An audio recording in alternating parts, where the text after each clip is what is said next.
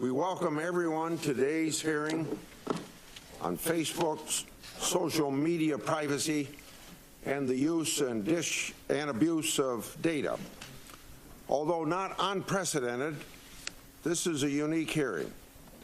The issues we will consider range from data privacy and security to consumer protection and the Federal Trade Commission enforcement, touching on jurisdictions of these two committees. We have 44 members between our two committees. That may not seem like a large group by Facebook standards, but it is significant here for a hearing in the United States Senate. We will do our best to keep things moving efficiently given our circumstances. We will begin with opening statements from the chairman and ranking members of each committee, starting with Chairman Thune, and then proceed with Mr. Zuckerberg's opening statement. We will then move on to questioning. Each member will have 5 minutes to question witnesses. I'd like to remind the members of both committees that time limits will be and must be strictly enforced given the numbers that we have here today. If you're over your time, Chairman Thune and I will make sure to let you know. There will not be a second round as well. Of course, there will be the usual follow-up written questions for the record. Questioning will alternate between majority and minority and between committees. We will proceed in order based on respective committee seniority. We will anticipate a couple short breaks later in the afternoon, and so it's my pleasure to recognize the chairman of the Commerce Committee, Chairman Thune, for his opening statement. Thank you, Chairman Grassley. Today's hearing is extraordinary. It's extraordinary to hold a joint committee hearing. It's even more extraordinary to have a single CEO testify before nearly half of the United States Senate. But then Facebook is pretty extraordinary. More than 2 billion people use Facebook every month. 1.4 billion people use it every day. More than the population of any country on earth except China, and more than 4 times the population of the United States.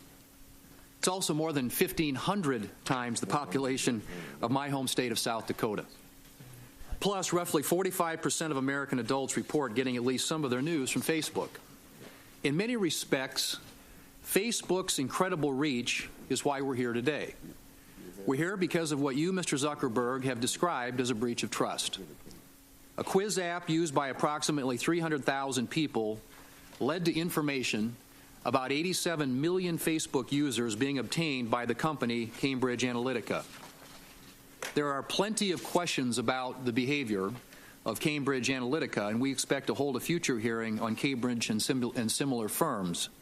But as you've said, this is not likely to be an isolated incident, a fact demonstrated by Facebook's suspension of another firm just this past weekend. You've promised that when Facebook discovers other apps that had access to large amounts of user data, you will ban them and tell those affected. And that's appropriate. But it's unlikely to be enough for the 2 billion Facebook users. One reason that so many people are worried about this incident is what it says about how Facebook works. The idea that for every person who decided to try an app, information about nearly 300 other people was scraped from your service is, to put it mildly, disturbing. And the fact that those 87 million people may have technically consented to making their data available doesn't make most people feel any better. The recent revelation that malicious actors were able to utilize Facebook's default privacy settings to match email addresses and phone numbers found on the so-called dark web to public Facebook profiles, potentially affecting all Facebook users, only adds fuel to the fire. What binds these two incidents is that they don't appear to be caused by the kind of negligence that allows typical data breaches to happen. Instead, they both appear to be the result of people exploiting the very tools that you've created to manipulate users' information.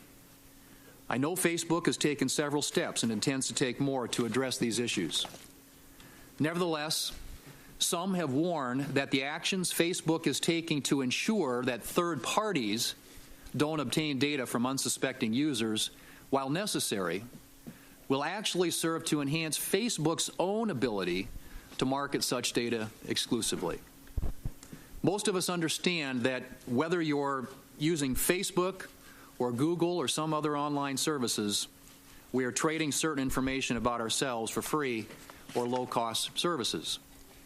But for this model to persist, both sides of the bargain need to know the stakes that are involved. Right now, I'm not convinced that Facebook's users have the information that they need to make meaningful choices. In the past, many of my colleagues on both sides of the aisle have been willing to defer to tech companies' efforts to regulate themselves. But this may be changing. Just last month, in overwhelming bipartisan fashion, Congress voted to make it easier for prosecutors and victims to go after websites that knowingly facilitate sex trafficking. This should be a wake-up call for the tech community. We want to hear more, without delay, about what Facebook and other companies plan to do to take greater responsibility for what happens on their platforms. How will you protect users' data? How will you inform users about the changes that you are making? And how do you intend to proactively stop harmful conduct instead of being forced to respond to it months or years later? Mr. Zuckerberg, in many ways, you and the company that you've created, the story that you've created, represent the American dream. Many are incredibly inspired by what you've done. At the same time, you have an obligation, and it's up to you, to ensure that that dream doesn't become a privacy nightmare for the scores of people who use Facebook. This hearing is an opportunity to speak to those who believe in Facebook and to those who are deeply skeptical about it. We are listening, America is listening, and quite possibly the world is listening too. Thank you. Now, Ranking Member Feinstein.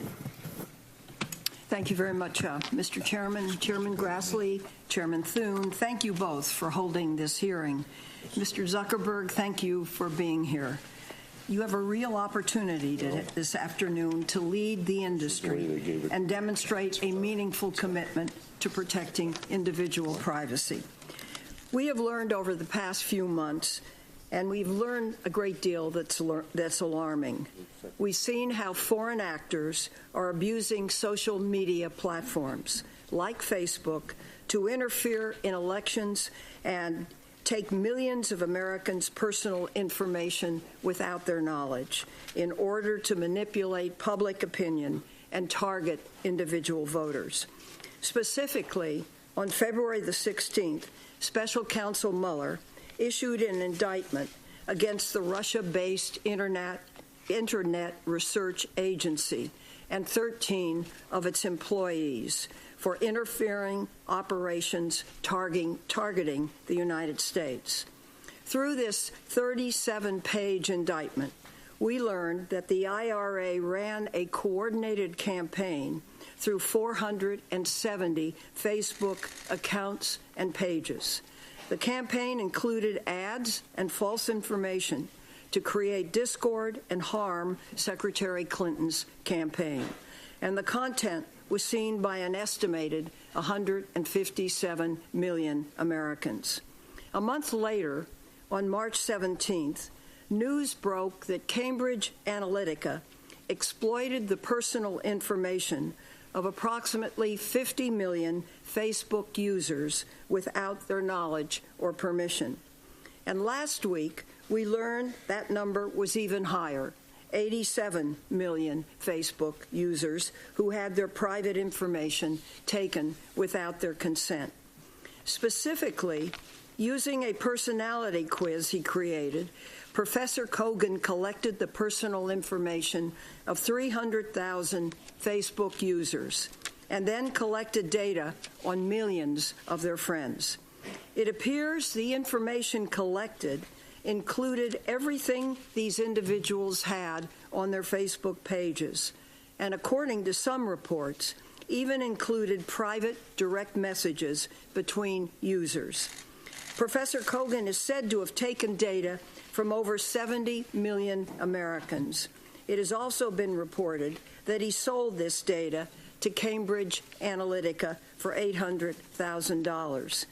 Cambridge Analytica then took this data and created a psychological welfare tool to influence United States elections. In fact, the CEO, Alexander Nix, declared that Cambridge Analytica ran all the digital campaign, the television campaign, and its data informed all the strategy for the Trump campaign. The reporting has also speculated that Cambridge Analytica worked with the Internet Research Agency to help Russia identify which American voters to target with its propaganda. I'm concerned that press reports indicate Facebook learned about this breach in 2015, but appears not to have taken significant steps to address it until this year. So this hearing is important, and I appreciate the conversation we had yesterday. And I believe that Facebook, through your presence here today and the words you're about to tell us, will indicate how strongly your industry will regulate and or reform the platforms that they control. I believe this is extraordinarily important. You lead a big company with 27,000 employees, and we very much look forward to your comments. Thank you, Mr. Chairman. Thank you, Senator Feinstein. The history and growth of Facebook mirrors that of many of our technological giants. Founded by Mr. Zuckerberg in 2004, Facebook has exploded over the past 14 years. Facebook currently has over 2 billion monthly active users across the world, over 25,000 employees and offices in 13 U.S. cities and various other countries. Like their expanding user base, the data collected on Facebook users has also skyrocketed. They have moved on from schools, likes, and relationship statuses. Today, Facebook has access to dozens of data points, ranging from ads that you've clicked on, events you've attended, and your location based upon your mobile device. It is no secret that Facebook makes money off this data through advertising revenue, although many seem confused by or altogether unaware of this fact. Facebook generated $40 billion in revenue in 2017, with about 98% coming from advertising across Facebook and Instagram. Significant data collection is also occurring at Google, Twitter, Apple, and Amazon, and even an ever-expanding portfolio of products and services offered by these companies grant endless opportunities to collect increasing amounts of information on their customers. As we get more free or extremely low-cost services, the trade-off for the American consumer is to provide more personal data. The potential for further growth and innovation based on collection of data is limitless. However, the potential for abuse is also significant. While the contours of the Cambridge Analytica situation are still coming to light, there was clearly a breach of consumer trust and a likely improper transfer of data. The Judiciary Committee will hold a separate hearing exploring Cambridge and other data privacy issues.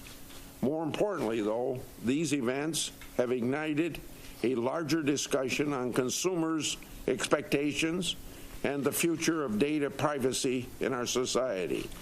It has exposed that consumers may not fully understand or appreciate the extent to which their data is collected, protected, transferred, used, and misused. Data has been used in advertising and political campaigns for decades. The amount and type of data obtained, however, has seen a very dramatic change. Campaigns, including Presidents Bush, Obama, and Trump, all use these increasing amounts of data to focus on micro-targeting and personalization over numerous social media platforms, and especially Facebook. In fact, President Obama's campaign developed an app utilizing the same Facebook feature as Cambridge Analytica to capture the information of not just the app's users, but millions of their friends. The digital director for that campaign for 2012 described the data scraping app as something that would, quote, wind up being the most groundbreaking piece of technology developed for this campaign, end quote. So the effectiveness of these social media tactics can be debated, but their use over the past years across the political spectrum and their increased significance cannot be ignored. Our policy towards data privacy and security must keep pace with these changes. Data privacy should be tethered to consumer needs and expectations. Now, at a minimum, consumers must have the transparency necessary to make an informed decision about whether to share their data and how it can be used. Consumers ought to have clear information, not opaque policies and complex click-through consent pages. The tech industry has an obligation to respond to widespread and growing concerns over data privacy and security and to restore the public's trust.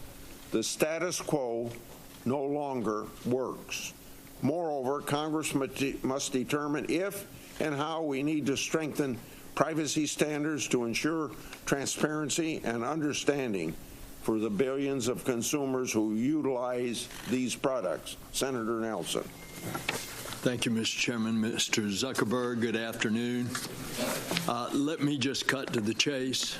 If you and other social media companies do not get your act in order, none of us are going to have any privacy anymore.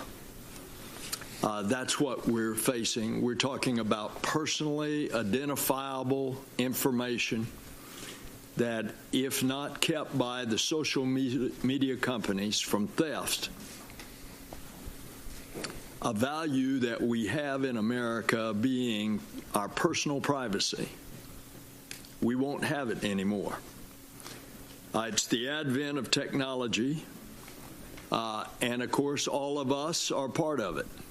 From the moment that we wake up in the morning until we go to bed, we're on those handheld tablets.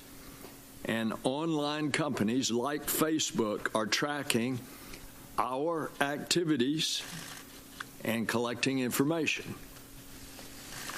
Facebook has a responsibility to protect this personal information. We had a good discussion yesterday. We went over all of this. You told me that the company had failed to do so. It's not the first time that Facebook has mishandled its users' information. The FTC found that Facebook's privacy policies had deceived users in the past. And in the present case, we recognize that Cambridge Analytica and an app developer lied to consumers and lied to you, lied to Facebook. But did Facebook watch over the operations? We want to know that. And why didn't Facebook notify 87 million users that their personally identifiable information had been taken? And it was being also used. Why were they not informed? For unauthorized political purposes. So only now, and I appreciate our conversation, only now Facebook has pledged to inform those consumers whose accounts were compromised. I think you're genuine. I got that sense in conversing with you You want to do the right thing. You want to enact reforms. We want to know if it's going to be enough. And I hope that will be in the answers today. Now, since we still don't know what Cambridge Analytica has done with this data, you heard Chairman Thune say, as we have discussed, we want to haul Cambridge Analytica in to answer these questions at a separate hearing. I want to thank Chairman Thune for working with all of us on scheduling a hearing.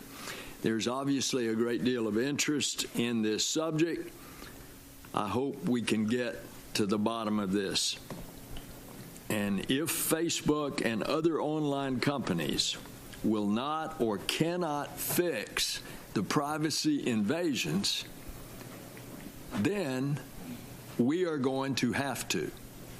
We, the Congress. How can American consumers trust folks like your company to be caretakers of their most personal and identifiable information? And that's the question. Thank you. Thank you, my colleagues and Senator Nelson. Our witness today is Mark Zuckerberg, founder, chairman, chief executive officer of Facebook. Mr. Zuckerberg launched Facebook February 4th, 2004, at the age of 19. And at that time, he was a student at Harvard University. As I mentioned previously, his company now has over $40 billion of annual revenue and over 2 billion monthly active users. Mr. Zuckerberg, along with his wife, also established the Chan Zuckerberg Initiative to further philanthropic causes. I now turn to you. Welcome to the committee. And whatever your statement is orally, if you have a longer one, it'll be included in the record. So proceed, sir. Chairman Grassley, Chairman Thune, Ranking Member Feinstein, and Ranking Member Nelson, and members of the committee. We face a number of important issues around privacy, safety, and democracy, and you will rightfully have some hard questions for me to answer. Before I talk about the steps we're taking to address them, I want to talk about how we got here. Facebook is an idealistic and optimistic company. For most of our existence, we focused on all of the good that connecting people can do. And as Facebook has grown, people everywhere have gotten a powerful new tool for staying connected to the people they love, for making their voices heard, and for building communities and businesses. Just recently, we've seen the Me Too movement and the March for Our Lives organized, at least in part, on Facebook. After Hurricane Harvey, people came together to raise more than $20 million for relief. And more than 70 million small businesses use Facebook to create jobs and grow. But it's clear now that we didn't do enough to prevent these tools from being used for harm as well. And that goes for fake news, for foreign interference in elections, and hate speech, as well as developers and data privacy. We didn't take a broad enough view of our responsibility, and that was a big mistake. And it was my mistake, and I'm sorry. I started Facebook, I run it, and I'm responsible for what happens here. So now, we have to go through all of our relationship with people and make sure that we're taking a broad enough view of our responsibility. It's not enough to just connect people. We have to make sure that those connections are positive. It's not enough to just give people a voice. We need to make sure that people aren't using it to harm other people or to spread misinformation. And it's not enough to just give people control over their information. We need to make sure that the developers they share it with protect their information too. Across the board, we have a responsibility to not just build tools, but to make sure that they're used for good. It will take some time to work through all the changes we need to make across the company, but I'm committed to getting this right. This includes the basic responsibility of protecting people's information, which we failed to do with Cambridge Analytica. So here are a few things that we are doing to address this and to prevent it from happening again. First, we're getting to the bottom of exactly what Cambridge Analytica did and telling everyone affected. What we know now is that Cambridge Analytica improperly accessed some information about millions of Facebook members by buying it from an app developer. That information, this was information that people generally share publicly on their Facebook pages, like names and their profile picture and the pages they follow. When we first contacted Cambridge Analytica, they told us that they had deleted the data. About a month ago, we heard new reports that suggested that wasn't true. And now we're working with governments in the US, the UK, and around the world to do a full audit of what they've done and to make sure they get rid of any data they may still have. Second, to make sure no other app developers out there are misusing data, we're now investigating every single app that had access to a large amount of information in the past. And if we find that someone improperly used data, we're going to ban them from Facebook and tell everyone. And we invite you to continue to watch CEO Mark Zuckerberg testify at the Senate committee on our YouTube page, fox10phoenix.com or Facebook Live. Big changes to our platform in 2014 that would have prevented this specific situation with Cambridge Analytica from occurring again today. But there's more to do, and you can find more details on the steps we're taking in my written statement. My top priority has always been our social mission of connecting people, building community, and bringing the world closer together. Advertisers and developers will never take priority over that as long as I'm running Facebook. I started Facebook when I was in college. We've come a long way since then. We now serve more than 2 billion people around the world, and every day, people use our services to stay connected with the people that matter to them most. I believe deeply in what we're doing, and I know that when we address these challenges, we'll look back and view helping people connect and giving more people a voice as a positive force in the world. I realize the issues we're talking about today aren't just issues for Facebook and our community. They're issues and challenges for all of us as Americans.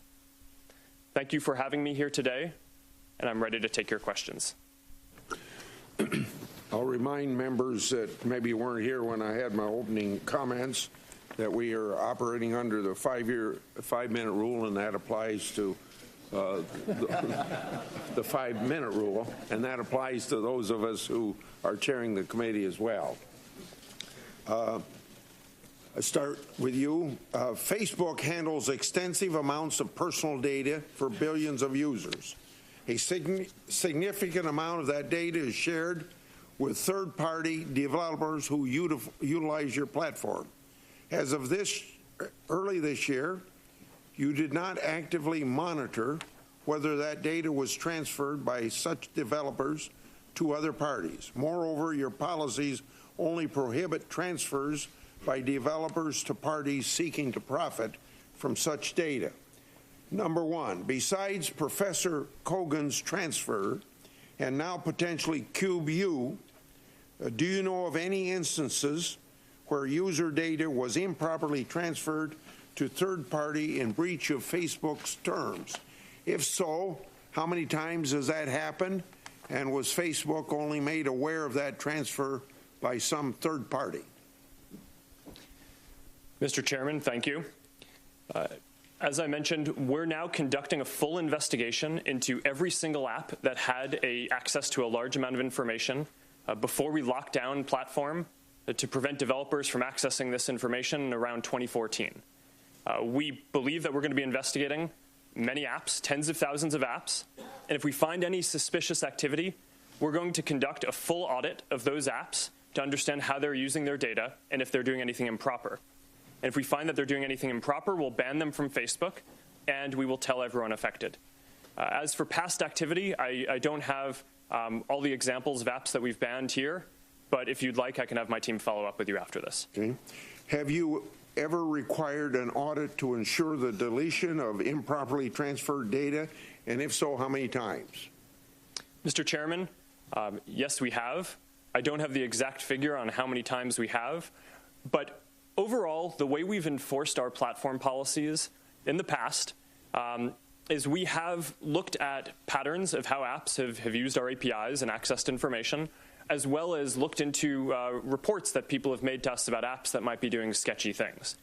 Going forward, we're going to take a more proactive position on this and do much more regular spot checks and other reviews of apps, as well as increasing the amount of audits that we do. And again, I can make sure that our team follows up with you on anything about the specific past stats that would be interesting. I was going to assume that sitting here today, you have no idea. And if I'm wrong on that, you're telling me, I think, that you're able to supply those figures to us, at least as of this point. Mr. Chairman, I will have my team follow up with you on what information we have. Okay, but right now you have no certainty of whether or not, how much of that's going on, right? Okay.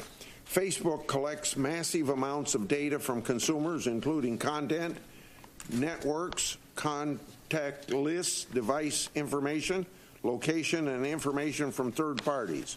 Yet your data policy is only a few pages long and provides consumers with only a few examples of what is collected and how it might be used. The examples given emphasize benign uses, such as connecting with friends, but your policy does not give any indication for more controversial issues of such data. My question, why doesn't Facebook disclose to its users all the ways the data might be used by Facebook and other third parties, and what is Facebook's responsibility to inform users about that information? Mr. Chairman, I believe it's important to tell people exactly how the information that they share on Facebook is going to be used.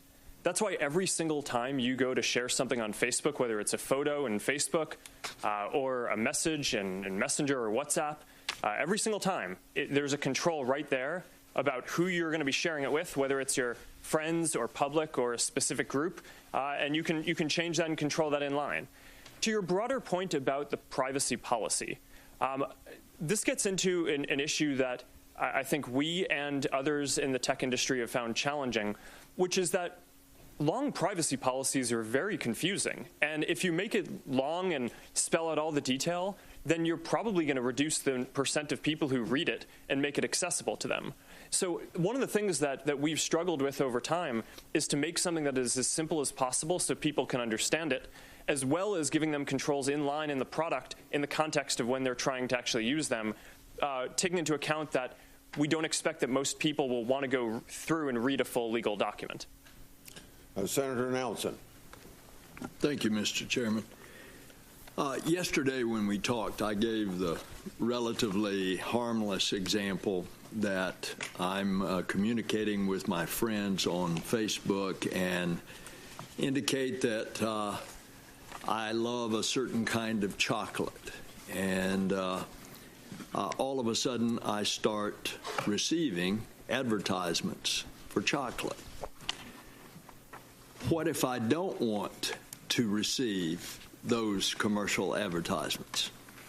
So your Chief Operating Officer, Ms. Sandberg, suggested on the NBC Today show that Facebook users who do not want their personal information used for advertising might have to pay for that protection, pay for it.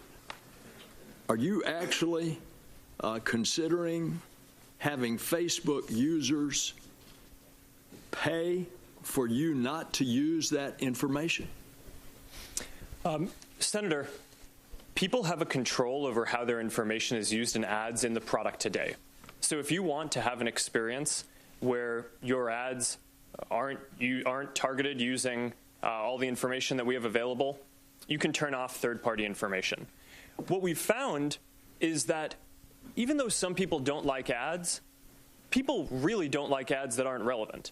And while there is some discomfort, for sure, with using information in making ads more relevant, the overwhelming feedback that we get from our community is that people would rather have us show relevant content there than not. So we offer this control that you're referencing. Some people use it. It's not the majority of people on Facebook. And I think that's a good level of control to offer. I think what Cheryl was saying was that in order to not run ads at all, we would still need some sort of business model. and that is your business model. So I take it that, and I use the harmless example of chocolate, but if it got into more personal thing, communicating with friends, and I want to cut it off, I'm going to have to pay you in order not to send me, using my personal information, something that I don't want. That, in essence, is what I understood Ms. Sandberg to say. Is that correct? Yes, Senator. Although, to be clear, we don't offer an option today for people to pay to not show ads.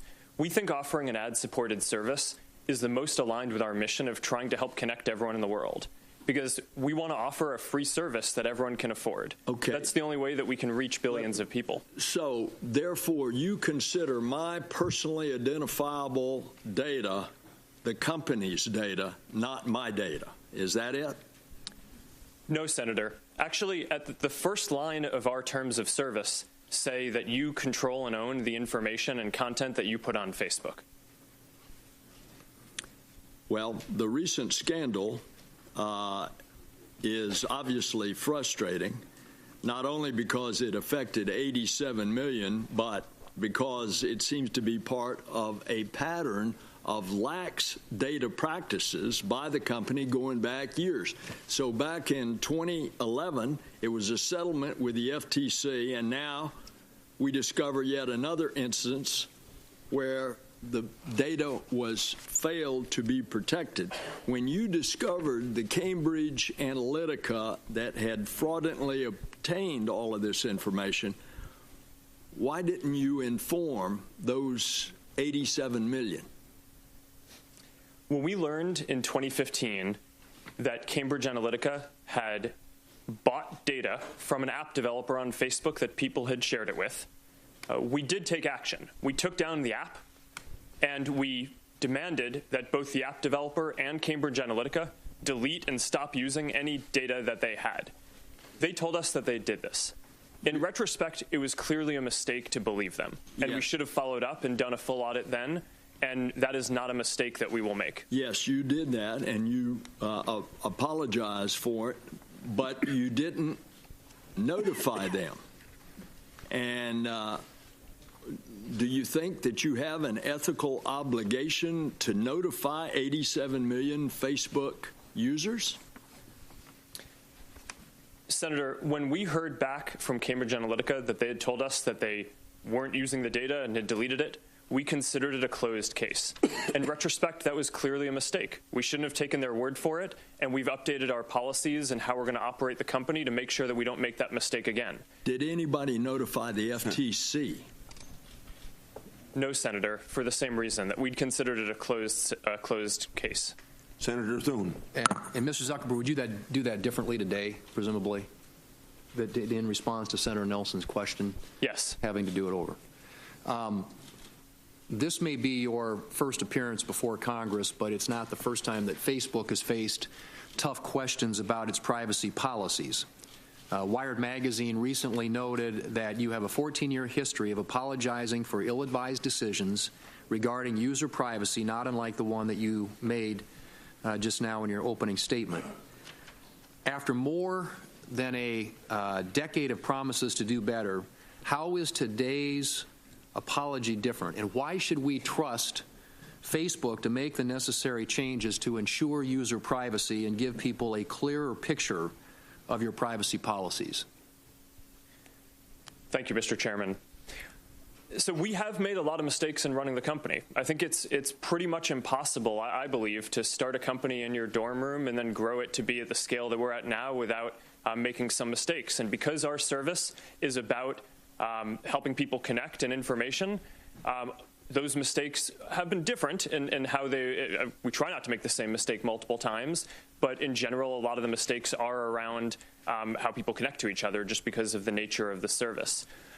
Overall, I would say that we're going through a broader philosophical shift in how we approach our responsibility as a company. For the first 10 or 12 years of the company, I viewed our responsibility as primarily building tools that if we could put those tools in people's hands, then that would empower people to do good things. What I think we've learned now across a number of issues, not just data privacy, but also fake news and foreign interference in elections, is that we need to take a more proactive role and a broader view of our responsibility. It's not enough to just build tools. We need to make sure that they're used for good. And that means that we need to now take a more active view in policing the ecosystem and in watching and kind of looking out and making sure that all of the members in our community are using these tools in a way that's going to be good and healthy. So at the end of the day, this is going to be something where people will measure us by our results on this. It's not that I expect that anything I say here today to necessarily change people's view, but I'm committed to getting this right, and I believe that over the coming years, once we fully work all these solutions through, people will see real differences. Okay. Well, and I'm glad that you all have gotten that message. As we discussed in my office yesterday, the line between legitimate political discourse and hate speech can sometimes be hard to identify, and especially when you're relying on artificial intelligence and other technologies for the initial discovery.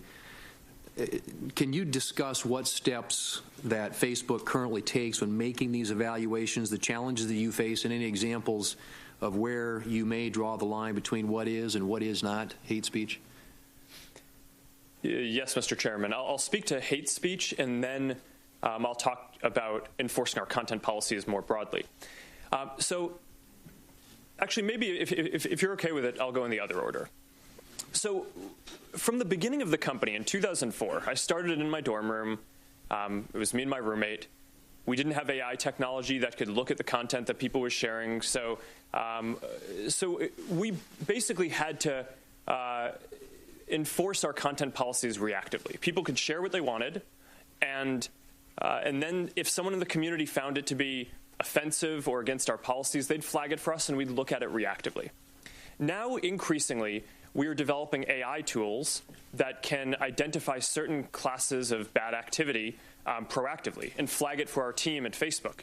By the end of this year, by the way, we're going to have more than 20,000 people working on security and content review, working across all these things. So when content gets flagged to us, we have those people look at it, and if it violates our policies, then we take it down. Some problems lend themselves more easily to AI solutions than others. So hate speech is one of the hardest, because determining if something is hate speech is very linguistically nuanced.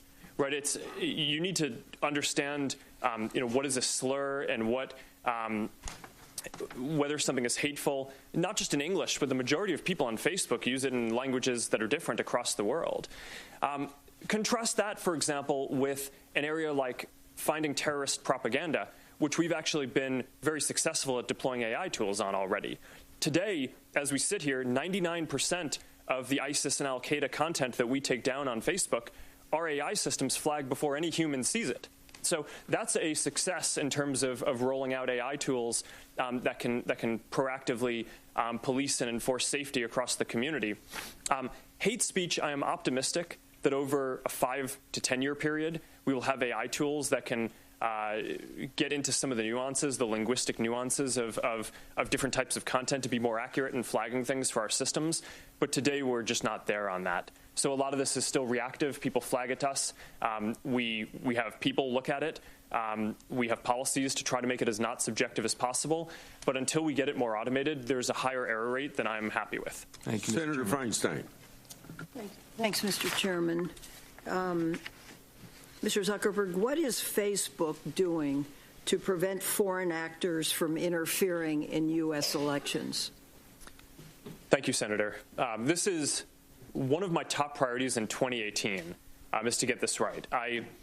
One of my greatest regrets in running the company is that we were slow in identifying the Russian information operations in 2016. We expected them to do a number of more traditional cyber attacks, which we did identify and notify the campaigns that they were trying to hack into them, but we were slow at identifying the type of new information operations. When did you identify new operations? It was right around the time of the 2016 election itself. So since then, 2018 is an incredibly important year for elections, not just with the U.S. midterms, but around the world. There are important elections in India, in Brazil, in Mexico, in Pakistan, and in Hungary that we want to make sure that we do everything we can to protect the integrity of those elections. Now, I have more confidence that we're going to get this right because since the 2016 election, there have been several important elections around the world where we've had a better record. There's the French presidential election, there's the German election, there was the U.S. Senate Alabama special election last year. Explain what is better about the record. So we've deployed new AI tools that do a better job of identifying fake accounts that may be trying to interfere in elections or spread misinformation. And between those three elections, we were able to proactively remove tens of thousands of accounts that before they could contribute significant harm. And the nature of these attacks, though, is that there are people in Russia whose job it is to try to exploit our systems and other internet systems and other systems as well. So this is an arms race. Right? I mean, they're going to keep on getting better at this, and we need to invest in keeping on getting better at this too, which is why one of the things I mentioned before is we're going to have more than 20,000 people by the end of this year working on security and content review across the company.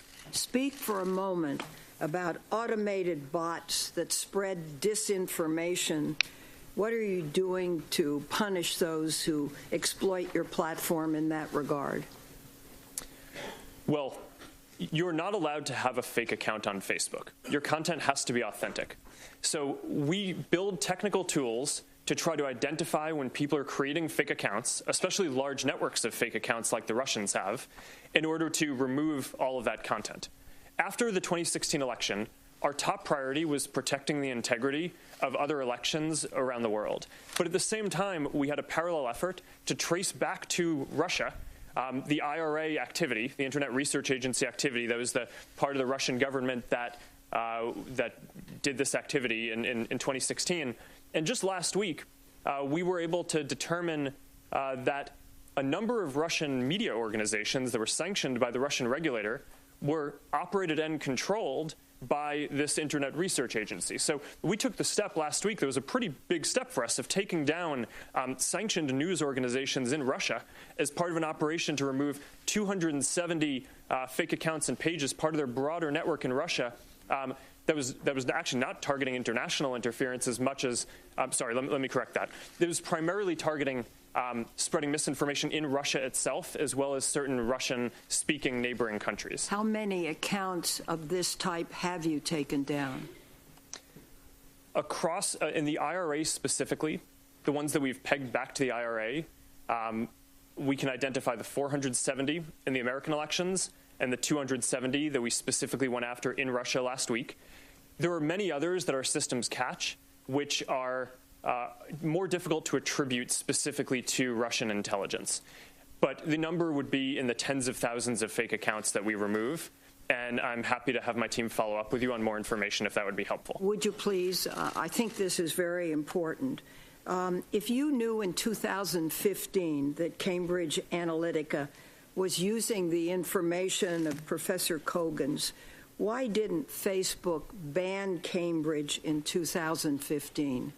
Why'd you wait another Senator, year? that's a great question. Cambridge Analytica wasn't using our services in 2015 as far as we can tell. So this is clearly one of the questions that I asked our team as soon as I learned about this is why did we wait until we found out about the reports last month to ban them? It's because as of the time that we learned about their activity in 2015, they weren't an advertiser, they weren't running pages, so we actually had nothing to ban. Thank you. Thank you, Mr. Chairman. Yeah, thank you, Senator Feinstein. Now, Senator Hatch. Well, in my opinion, this is the most intense public scrutiny I've seen for a tech-related hearing since the Microsoft hearing that I chaired back in the late 1990s. The recent stories about Cambridge Analytica and data mining on social media have raised serious concerns about consumer privacy. And naturally, I know you understand that. At the same time, these stories touch on the very foundation of the Internet economy and the way the websites that drive our Internet economy make money. Some have professed themselves shocked that companies like Facebook and Google share user data with advertisers. Did any of these individuals ever stop to ask themselves why Facebook and Google don't charge for access? Nothing in life is free. Everything involves trade-offs. If you want something without having to pay money for it, you're going to have to pay for it in some other way, it seems to me. And that's what we're seeing here. And these great websites that don't charge for access, they extract value in some other way. And there's nothing wrong with that as long as they're upfront about what they're doing. To my mind, the issue here is transparency. It's consumer choice. Do users understand what they're agreeing to when they access a website or agree to terms of service?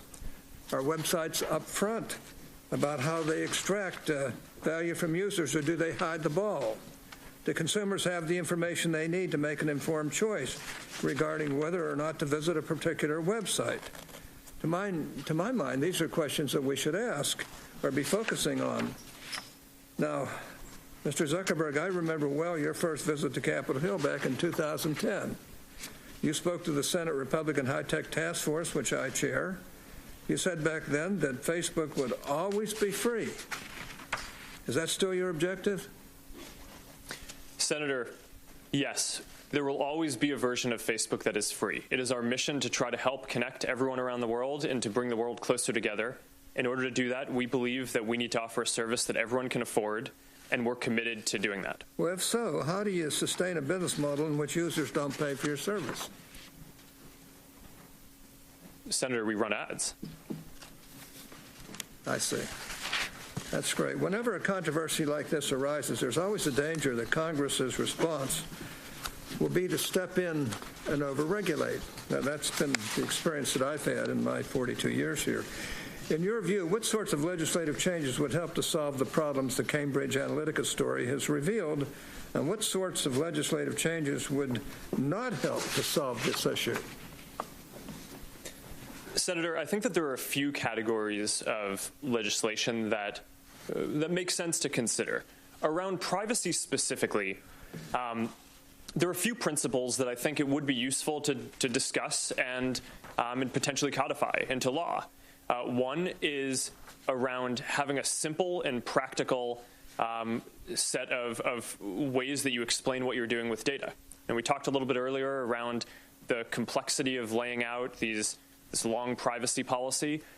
It's hard to say that people fully understand something when it's only written out in a long legal document. This stuff needs to be implemented in a way where people can actually understand it, where consumers can understand it, but that can also capture all the nuances of how these services work in a way that's not overly restrictive on providing the services. So that's one. The second is around giving people complete control. This is the most important principle for Facebook. Every piece of content that you share on Facebook, you own, and you have complete control over who sees it and how you share it, and you can remove it at any time. That's why every day, about 100 billion times a day, people come to one of our services and either post a photo or send a message to someone because they know that they have that control and that who they say it's going to go to is going to be who sees the content. And I think that control is something that's important that I think should apply to every service. And go ahead. The third point is just around enabling innovation, because some of these use cases that are very sensitive, like face recognition, for example. And I think that there's a balance that's extremely important to strike here, where you obtain special consent for sensitive features like face recognition, but we still need to make it so that American companies can innovate in those areas, or else we're going to fall behind Chinese competitors and others around the world who have different regimes for different new features like that. Senator Cantwell. Thank you, Mr. Chairman. Welcome, Mr. Zuckerberg. Do you know who Palantir is? I do. Some people have referred to them as Stanford Analytica. Do you agree? Senator, I have not heard that. Okay. Do you think Palantir taught Cambridge Analytica, as press reports are saying, how to do these tactics? Senator, I don't know. Do you think that Palantir has ever scraped data from Facebook? Senator, I'm not aware of that. Okay. Do you think that during the 2016 campaign, as Cambridge Analytica was providing support to the Trump campaign, under Project Alamo. Were there any Facebook people involved in that sharing of technique and information? Senator, we provided support to the Trump campaign similar to what we provide to any advertiser or campaign who asks for it. So that was a yes. Is that a yes? Senator, can you repeat the specific question? I just want to make sure I get specifically what you're asking. During the 2016 campaign, Cambridge Analytica worked with the Trump campaign to refine tactics, and were Facebook employees involved in that? Senator, I don't know that our employees were involved with Cambridge Analytica, although I know that we did help out the Trump campaign overall in sales support in the same way that we do with other campaigns. So they may have been involved in all working together during that time period. Maybe that's something your investigation will find out. Senator, I can certainly have my team get back to you on any specifics there that I don't know sitting here today. Have you heard of total information awareness? Do you know what I'm talking about? No, I do not. Okay. Total information awareness was 2003. John Ashcroft and others trying to do similar things to what I think is behind all of this. Geopolitical forces trying to get data and information to influence a process. So when I look at Palantir and what they're doing, and I look at WhatsApp, which is another acquisition, and I look at where you are from the 2011 consent decree and where you are today, I'm thinking, is this guy outfoxing the foxes, or is he going along with what is a major trend in an information age to try to harvest information for political forces? And so my question to you is, do you see that those applications, that those companies, Palantir and even WhatsApp, are going to fall into the same situation that you've just fallen into over the last several years? Senator, I'm not sure specifically. Overall, I do think that these issues around information access are challenging. To the specifics about those apps, I'm not really that familiar with what Palantir does. WhatsApp collects very little information, and I think is less likely to have the kind of issues because of the way that the service is architected. But certainly I think that these are broad issues across the tech industry. Well, I guess given the track record of where Facebook is and why you're here today, I guess people would say that they didn't act boldly enough. And the fact that people like John Bolton basically was an investor in New York Times article earlier, I guess it was actually last month, that the Bolton PAC was obsessed with how America was becoming limp-wristed and spineless, and it wanted research and messaging for national security issues. So the fact that, you know, there are a lot of people who are interested in this larger effort, and what I think my constituents want to know is, was this discussed at your board meetings, and what are the applications and interests that are being discussed without putting real teeth into this? We don't want to come back to this situation again. I believe you have all the talent. My question is whether you have all the will to help us solve this problem. Yes, Senator. So data privacy and foreign interference in elections are certainly topics that we have discussed at the board meeting. These are some of the biggest issues that the company has faced, and we feel a huge responsibility to get these right. Do you believe the European regulations should be applied here in the U.S.? Senator, I think everyone in the world deserves good privacy protection.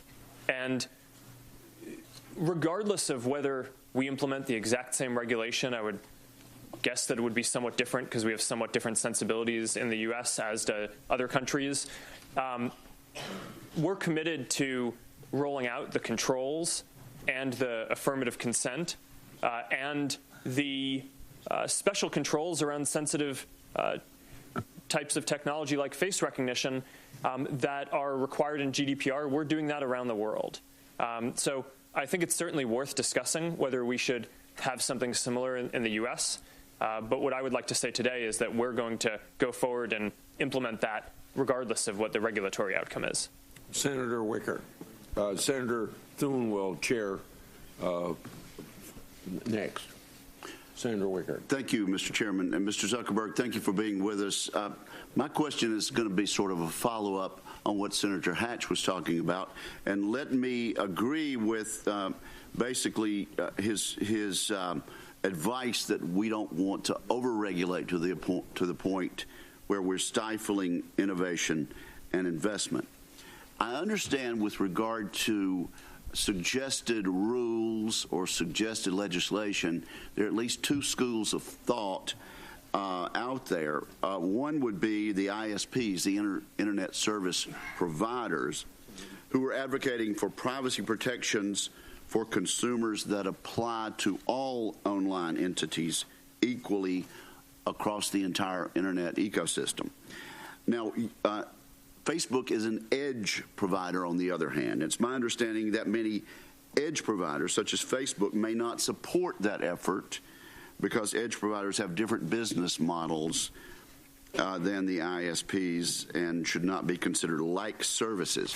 So do you think we need consistent privacy protections for consumers across the entire Internet ecosystem that are based on the type of consumer information being collected, used, or shared, regardless of the entity doing the collecting or using or sharing? Senator, this is an important question. I would differentiate between ISPs, which I consider to be the pipes of the Internet, and the platforms like Facebook or Google or Twitter or YouTube that are the apps or platforms on top of that. I think in general, the expectations that people have of the pipes are somewhat different from the platforms. So there might be areas where there needs to be more regulation in one and less in the other, but I think that there are going to be other places where there needs to be more regulation of the other type. Specifically, though, on the pipes, one of the important issues that I think we face and have debated is when you say pipes, you mean ISPs. The ISPs. Yeah. And I know net neutrality has been a hotly debated topic, and one of the reasons why I have been out there saying that I think that should be the case is because I look at my own story of when I was getting started building Facebook at Harvard. I only had one option for an ISP to use, and if I had to pay extra in order to make it so that my app could potentially be seen or used by other people, then we probably wouldn't be here today. Okay, but we're talking about privacy concerns, and let me just say we'll have to follow up on this, but I think you and I agree this is going to be one of the major items of debate if we have to go forward and do this from a governmental standpoint. Let me just move on to another couple of items. Is it true that, as was recently publicized, that Facebook collects the call and text histories of its users that use Android phones?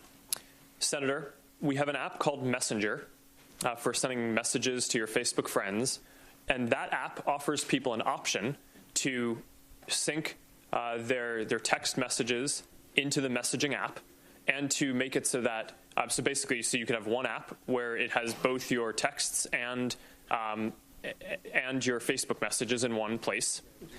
We also allow people the option of you can opt in or out of that. Yes, it is opt-in. Opt out? It is opt-in. You have to affirmatively say that you want to sync that information before we get access to it. Unless you opt in, you don't collect that call and text history. That is correct. And is that true for, is this practice done at all with minors, or do you make an exception there for persons aged 13 to 17? I do not know. We can follow up. Okay, do that. Let's do that. And one other thing. There have been reports that Facebook can track a user's internet browsing activity even after that user has logged off of the Facebook platform. Can you confirm whether or not this is true?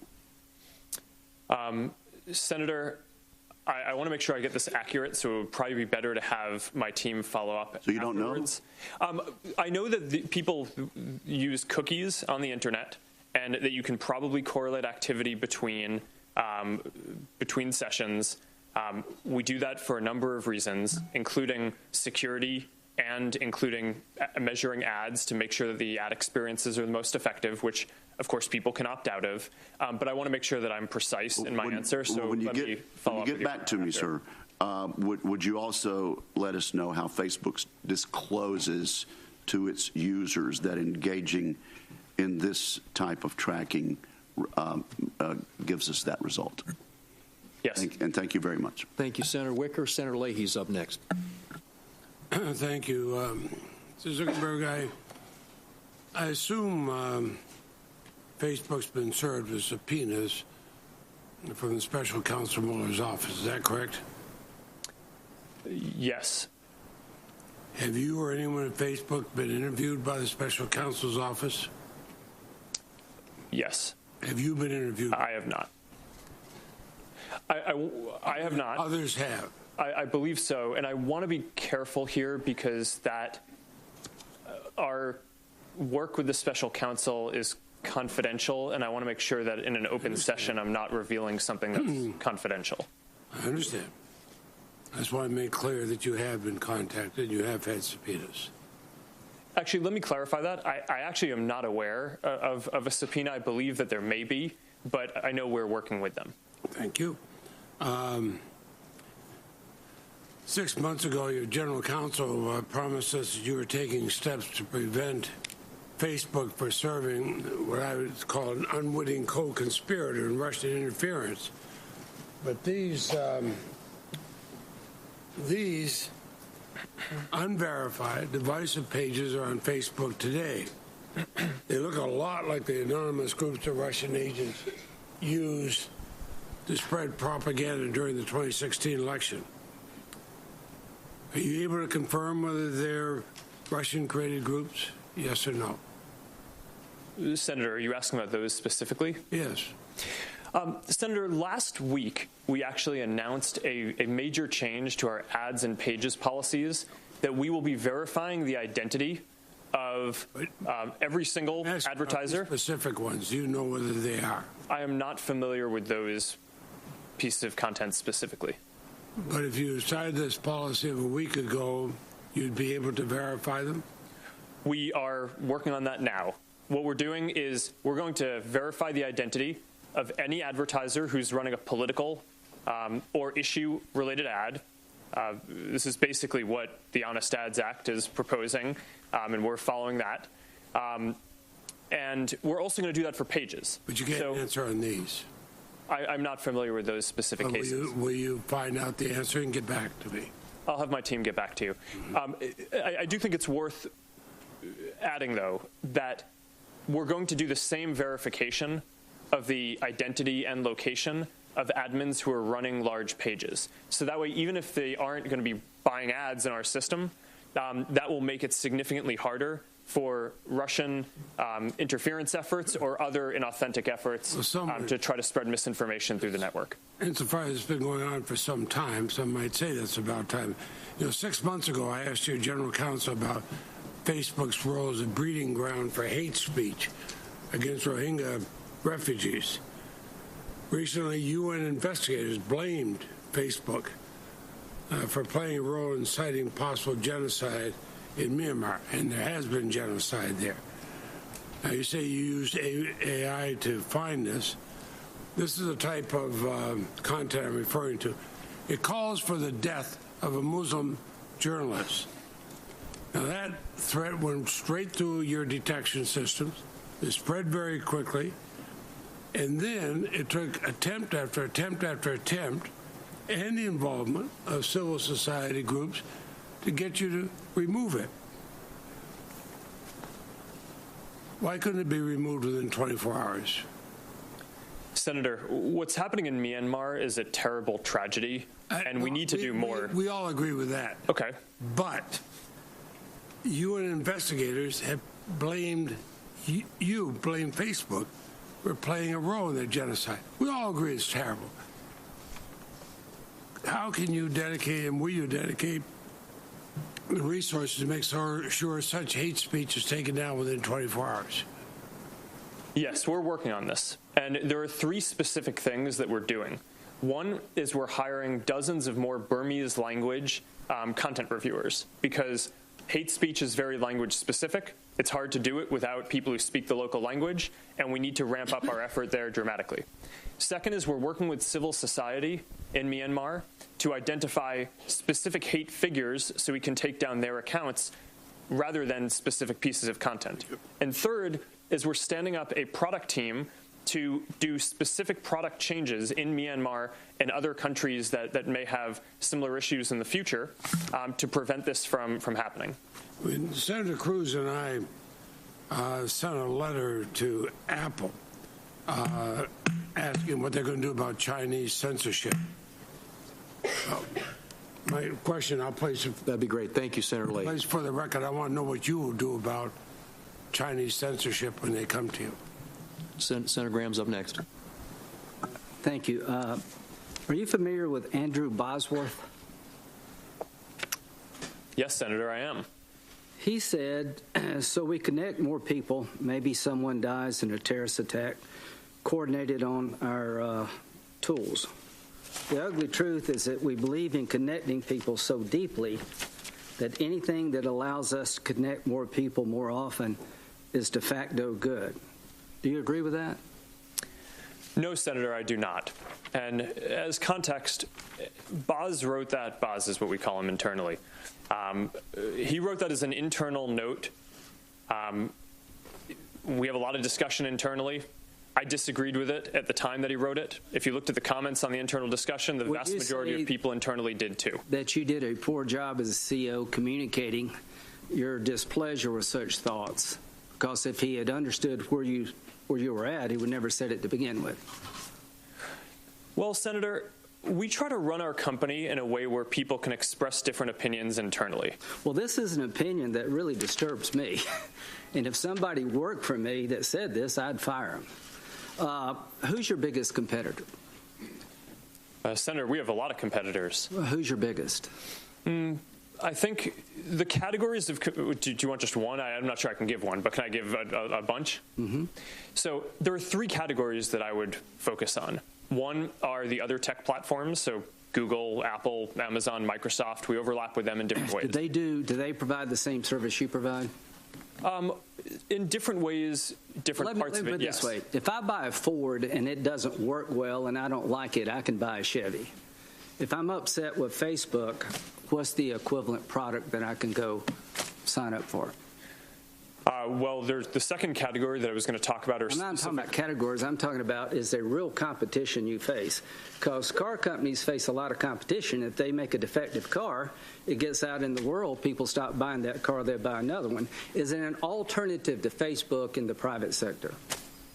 Yes, Senator. The average American uses 8 different apps to communicate with their friends and stay in touch with people, ranging from texting apps to email. Which is the same service you provide? Well, we provide a number of different services. Is Twitter the same as what you do? It overlaps with a portion of what we do. You don't think you have a monopoly? It certainly doesn't feel like that to me. Okay. So it doesn't. So Instagram, you bought Instagram. Why did you buy Instagram? Because they were very talented app developers who were making good use of our platform and understood our values. It was a good business decision. My point is that one way to regulate a company is through competition, through government regulation. Here's the question that all of us got to answer. What do we tell our constituents, given what's happened here, why we should let you self-regulate? What would you tell people in South Carolina that, given all the things we've just discovered here, it's a good idea for us to rely upon you to regulate your own business practices? Well, Senator, my position is not that there should be no regulation. Okay. I think the Internet is increasingly important. You embrace regulation? I think the real question, as the Internet becomes more important in people's lives, is what is the right regulation, not whether there should be or not. But you as a company welcome regulation? I think if it's the right regulation, then yes. You think the Europeans have it right? I think that they get things right. Have you ever submitted? That's true. So would you work with us in terms of what regulations you think are necessary in your industry? Absolutely. Okay. Would you submit to us some proposed regulations? Yes, and I'll have my team follow up with you so that way we can have this discussion across the different categories where I think that this discussion needs to happen. Look forward to it. When you sign up for Facebook, you sign up for terms of service. Are you familiar with that? Yes. Okay. It says the terms govern your use of Facebook and the products, features, apps, services, technology, software we offer. Facebook's products or products, except where we expressly state that separate terms and not these apply. I'm a lawyer. I have no idea what that means. But when you look at terms of service, this is what you get. Do you think the average consumer understands what they're signing up for? I don't think that the average person likely reads that whole document. Yeah. But I think that there are different ways that we can communicate that and have a responsibility to do so. Do you agree with me that you better come up with different ways because this ain't working? Well, Senator, I think in certain areas that is true, and I think in other areas, like the core part of what we do, right? If you think about just at the most basic level, people come to Facebook, Instagram, WhatsApp, Messenger about 100 billion times a day to share a piece of content or a message with a specific set of people. And I think that that basic functionality, people understand because we have the controls in line every time, and given the volume of the activity and the value that people tell us that they're getting from that, I think that that control in line does seem to be working fairly well. Now, we can always do better, and there are the services are complex, and there is more to it than just you go and you post a photo. So I agree that in many places we could do better. But I think for the core of the service, it actually is quite clear. Thank you, Senator Graham. Senator Klobuchar. Thank you, Mr. Chairman. Mr. Zuckerberg, I think we all agree that what happened here was bad. You acknowledged it was a breach of trust. And the way I explain it to my constituents is that if someone breaks into my apartment with a crowbar and they take my stuff, it is just like if the manager gave them the keys or if they didn't have any locks on the doors. It's still a breach. It's still a break-in. And I believe we need to have laws and rules that are sophisticated as the brilliant products that you've developed here, and we just haven't done that yet. And one of the areas that I've focused on is the election, and I appreciate the support that you and Facebook and now Twitter actually have given to the Honest Ads Act, a bill that you mentioned that I'm leading with Senator McCain and Senator Warner. And I just want to be clear, as we work to pass this law so that we have the same rules in place to disclose political ads and issue ads as we do for TV and radio, as well as disclaimers, that you're going to take early action as soon as June, I heard, before this election, so that people can view these ads, including issue ads. Is that correct? That is correct, Senator, and I just want to take a moment before I go into this in more detail to thank you for your leadership on this. This, I think, is an important area for the whole industry to move on. The two specific things that we're doing are, one is around transparency. So now you're going to be able to go and click on any advertiser or any page on Facebook and see all of the ads that they're running.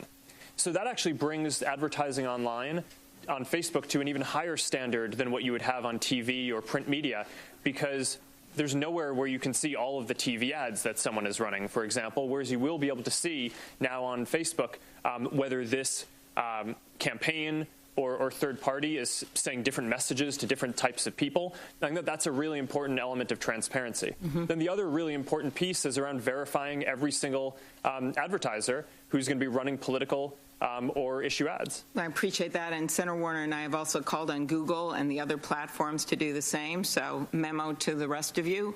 We have to get this done or we're going to have a patchwork of ads, and I hope that you'll be working with us to pass this bill. Is that right? We will. Okay, thank you. Now on the subject of Cambridge Analytica, were these people, the 87 million people, users, concentrated in certain states? Are you able to figure out where they're from? I do not have that information with me, but we can follow up with your office. Okay, because as we know, that election was close and it was only thousands of votes in certain states. You've also estimated that roughly 126 million people may have been shown content from a Facebook page associated with the Internet Research Agency. Have you determined whether any of those people were the same Facebook users whose data was shared with Cambridge Analytica? Are you able to make that determination? Senator, we're investigating that now. We believe that it is entirely possible that there will be a connection there. Okay, that seems like a big deal as we look back at that last election. Former Cambridge Analytica employee Christopher Wiley has said that the data that it improperly obtained, that Cambridge Analytica improperly obtained from Facebook users, could be stored in Russia. Do you agree that that's a possibility? Sorry, are you asking if Cambridge Analytica's data could be stored in Russia? That's what he said this weekend on a Sunday show. Senator, I don't have any specific knowledge that would suggest that, but one of the steps that we need to take now is go do a full audit of all of Cambridge Analytica's systems to understand what they're doing, whether they still have any data, to make sure that they remove all the data. If they don't, we're going to take legal action against them to do so. That audit, we have temporarily ceded that in order to let the UK government complete their government investigation first, because of course a government investigation takes precedence over a company doing that. But we are committed to completing this full audit and getting to the bottom of what's going on here, so that way we can have more answers to this. Okay, you earlier stated publicly and here that you would support some privacy rules so that everyone's playing by the same rules here. And you also said here that you should have notified customers earlier. Would you support a rule that would require you to notify your users of a breach within 72 hours? Senator, that makes sense to me, and I think we should have our team follow up with yours to discuss the details around that more. Thank you. I just think part of this was when people don't even know that their data's been breached, that's a huge problem, and I also think we get to solutions faster when we get that information out there. Thank you, and we look forward to passing this bill. We'd love to pass it before the election on the honest ads, and looking forward to better disclosure this election. Thank you. Thank you, Senator Klobuchar. Senator Blunt's up next. Thank you, Mr. Chairman. Mr. Zuckerberg, nice to see you. When I saw you not too long after I entered the Senate in 2011, I told you when I sent my business cards down to be printed, they came back from the Senate print shop with the message that was the first business card they'd ever printed a Facebook address on. There are days when I've regretted that, but more days when we get lots of information that we need to get. There are days when I wonder if the Facebook friends is a little misstated. It doesn't seem like I have those every single day. But, you know, the platform you've created is really important. Now, my son, Charlie, who's 13, is dedicated to Instagram, so he'd want to be sure I mentioned him while I was here with you. I haven't printed that on my card yet. I will say that, but I think we have that account as well. Lots of ways to connect people, and the information obviously is an important commodity, and it's what makes your business work. I get that. However, I wonder about some of the collection efforts, and maybe we can go through largely just even yes and no, and then we'll get back to more expansive discussion of this. But do you collect user data through cross-device tracking? Senator, I believe we do link people's accounts between devices in order to make sure that their Facebook and Instagram and their other experiences can be synced between their devices. And that would also include offline data that's tracking that's not necessarily linked to Facebook, but linked to some device they went through Facebook on. Is that right? Senator, I want to make sure we get this right, so I want to have my team follow up with you on that afterwards. Well, that doesn't seem that complicated to me. Now, you understand this better than I do, but maybe you can explain to me why that's complicated. Do you track devices that an individual who uses Facebook has that is connected to the device that they use for their Facebook connection, but not necessarily connected to Facebook? I'm not sure the answer to that question. Really? Yes. There may be some data that is necessary to provide the service that we do, but I don't have that on sitting here today, so that's something that I would want to follow up. Now, the FTC last year flagged cross-device tracking as one of their concerns, generally, that people are tracking devices that the users of something like Facebook don't know that are being tracked. How do you disclose your collection methods. Is that all in this document that I would see and agree to before I entered into a Facebook? Yes, Senator. So there are two ways that we do this. One is we try to be exhaustive in the legal documents around the terms of service and privacy policies. But more importantly, we try to provide inline controls so that people that are in plain English that people can understand. They can either go to settings or we can show them at the top of the app periodically so that people understand all the controls and settings they have and can configure their experience the way that they want.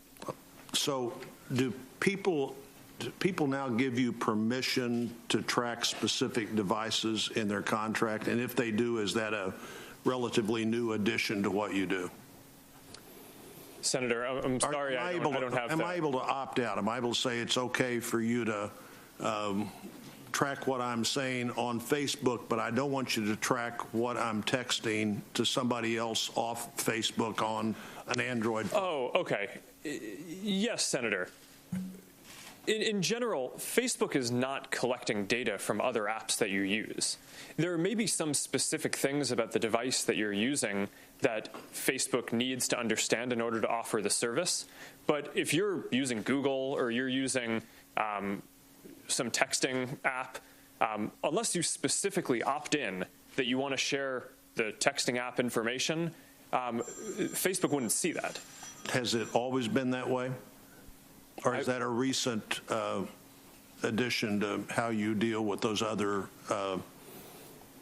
ways that I might communicate?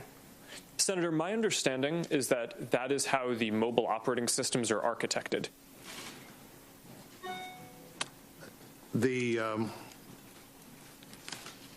So do you don't have bundled permissions for how I can agree to what devices I may use that you may have contact with? Do you bundle that permission, or am I able to want it individually say what I'm willing for you to watch and what I don't want you to watch? And I think we may have to take that for the record based on everybody else's time. Thank you, Senator Blunt. Next up, Senator Durbin. Thank you very much, Mr. Chairman. Mr. Zuckerberg, would you be comfortable sharing with us the name of the hotel you stayed in last night?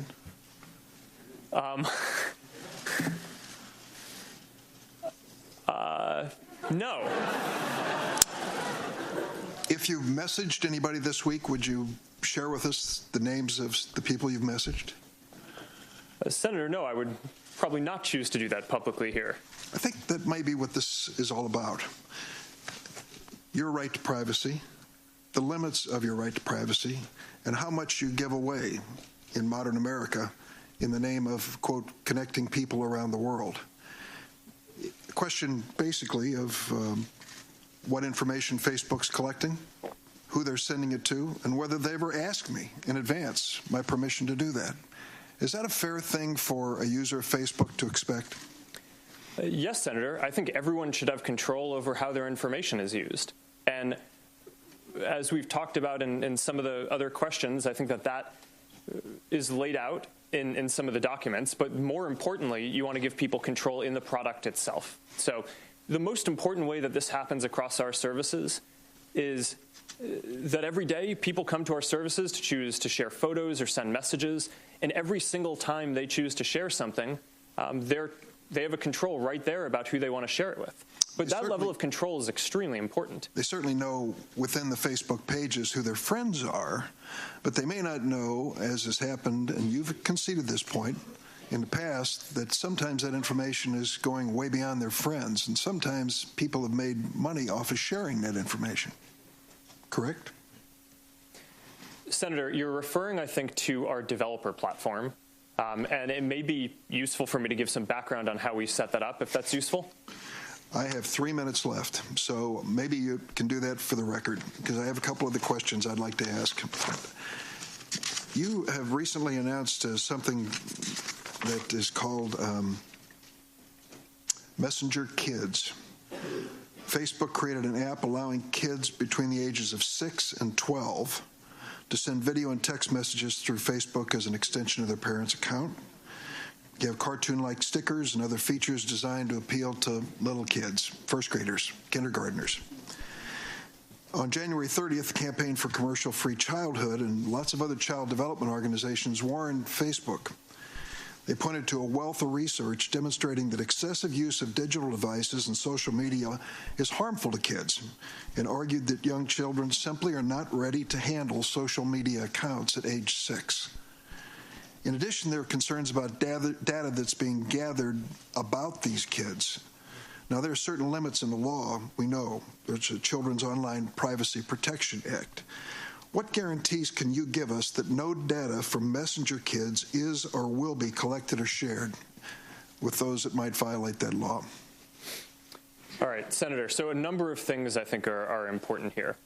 The background on messenger kids is we heard feedback from thousands of parents that they want to be able to stay in touch with their kids and call them, use apps like FaceTime when they're working late or not around and want to communicate with their kids, but they want to have complete control over that. So I think we can all agree that when your kid is 6 or 7, even if they have access to a phone, you want to be able to control everyone who they can contact.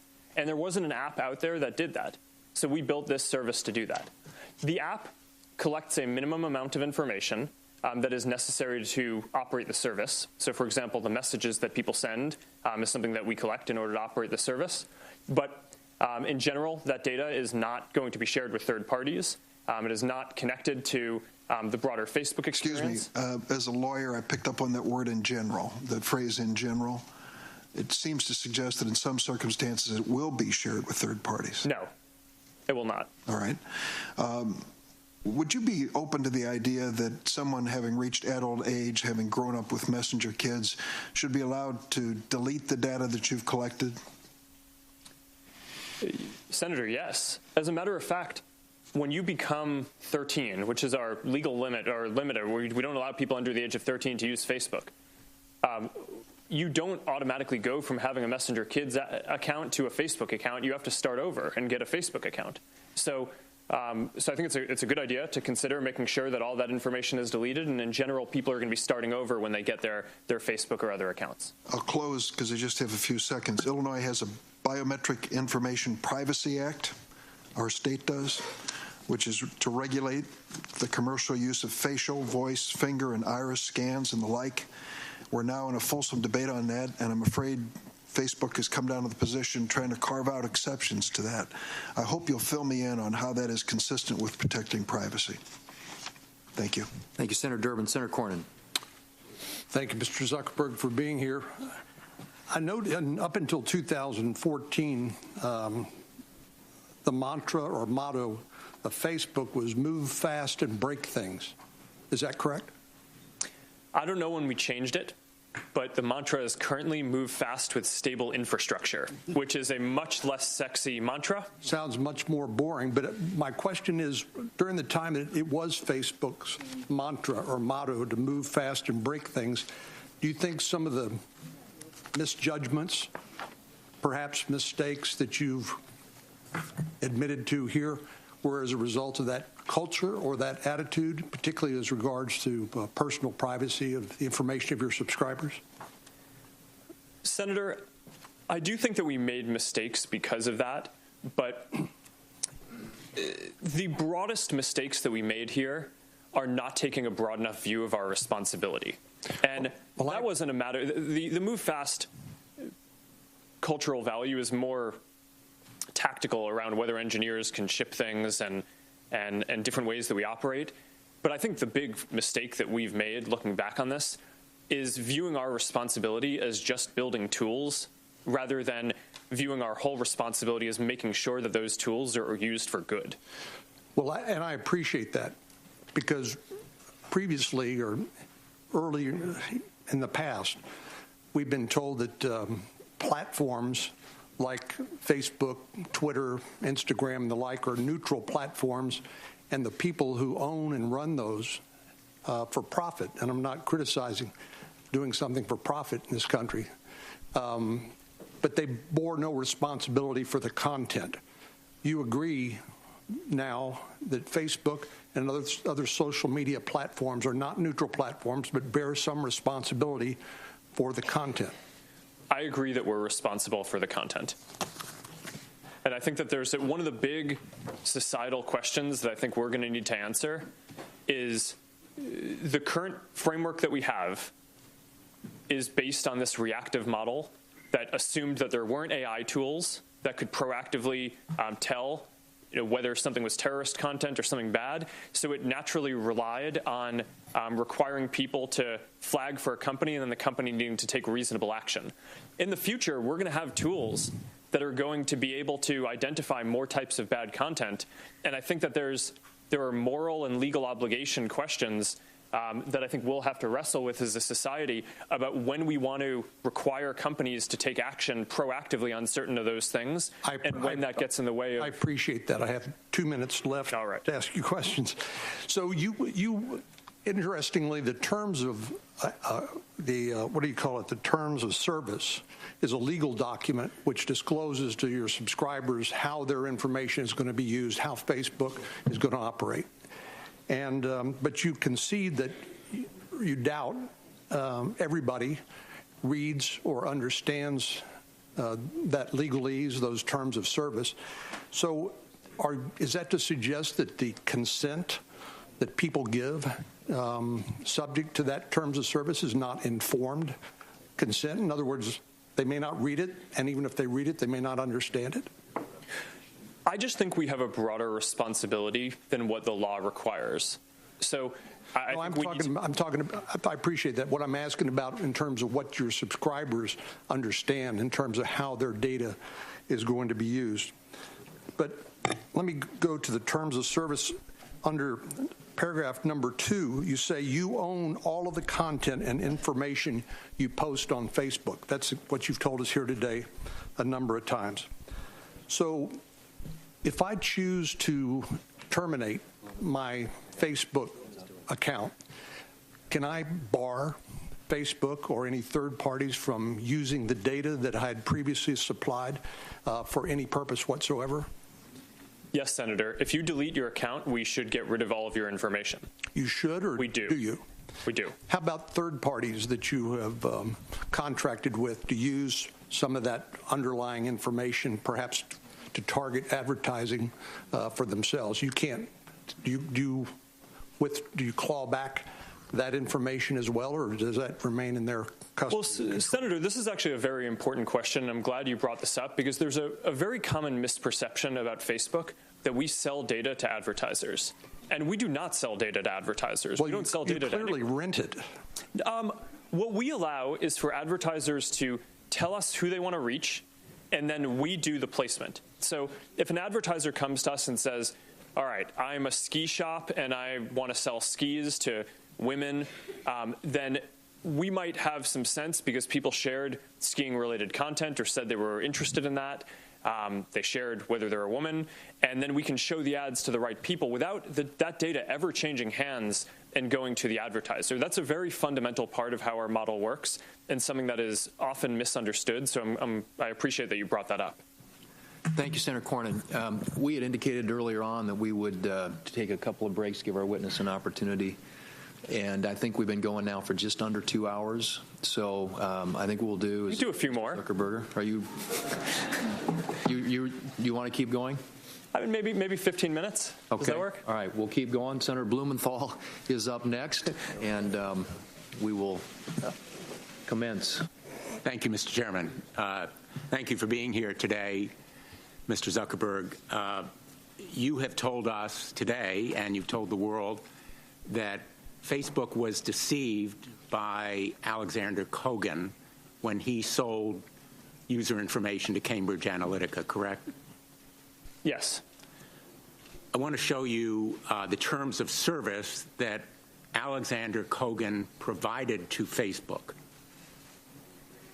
And note for you that, in fact, Facebook was on notice that he could sell that user information. Have you seen these terms of service before?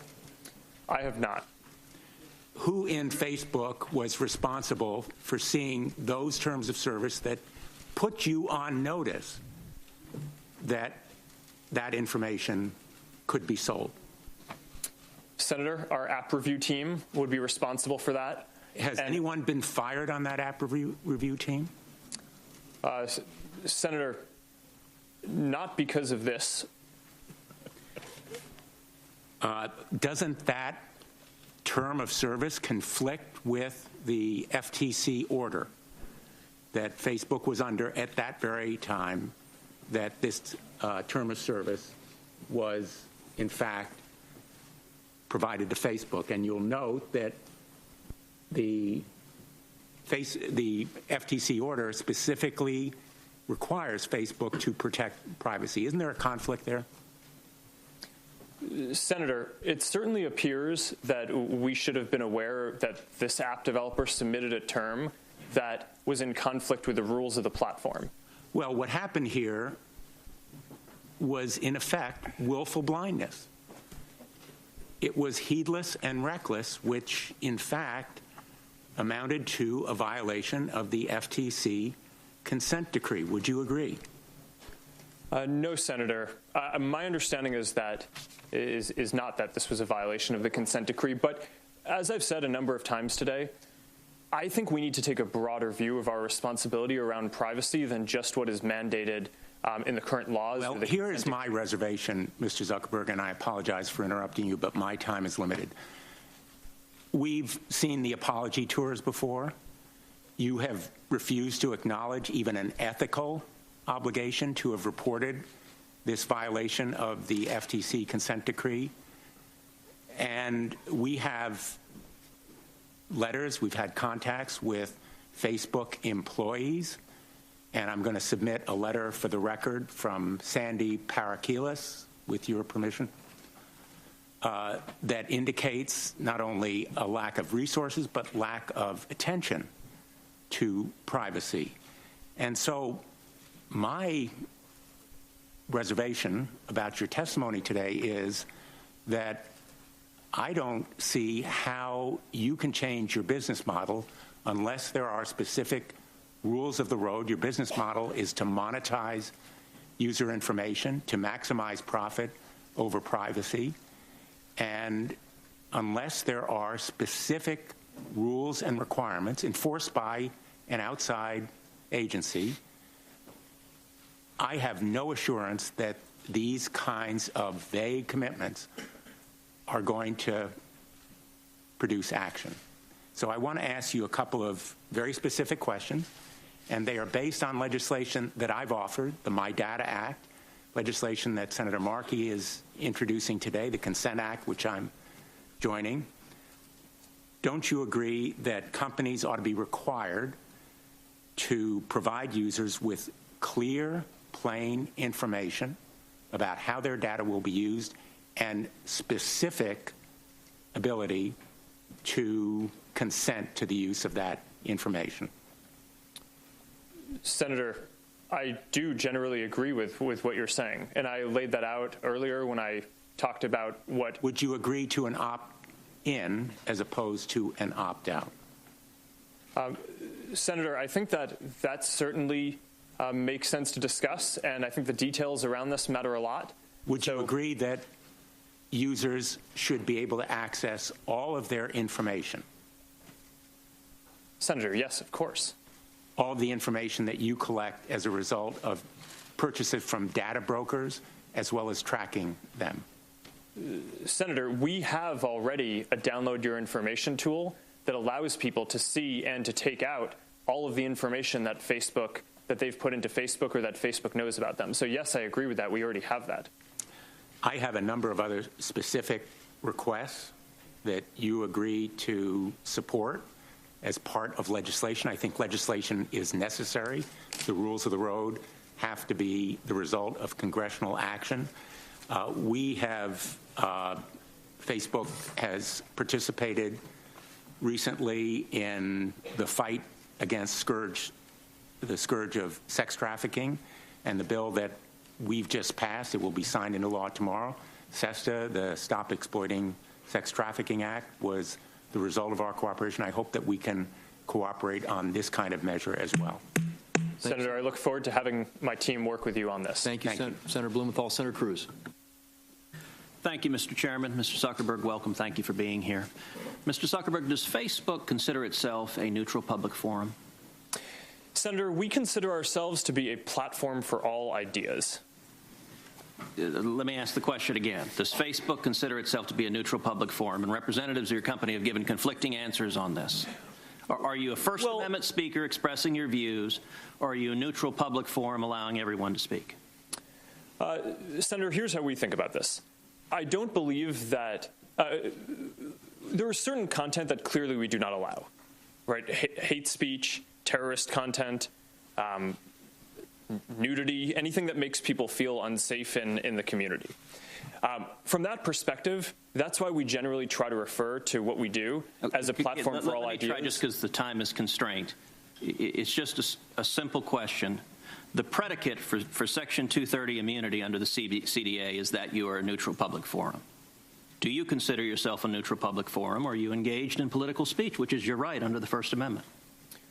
Well, Senator, our goal is certainly not to engage in political speech. I'm not that familiar with the specific legal language of the law that you speak to, so I would need to follow up with you on that.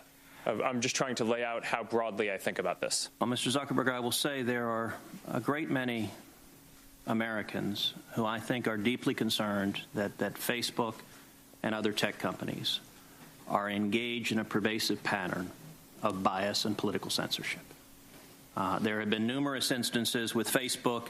In May of 2016, Gizmodo reported that Facebook had purposely and routinely suppressed conservative stories from trending news, including stories about CPAC, including stories about Mitt Romney, including stories about the Lois Lerner IRS scandal, including stories about Glenn Beck.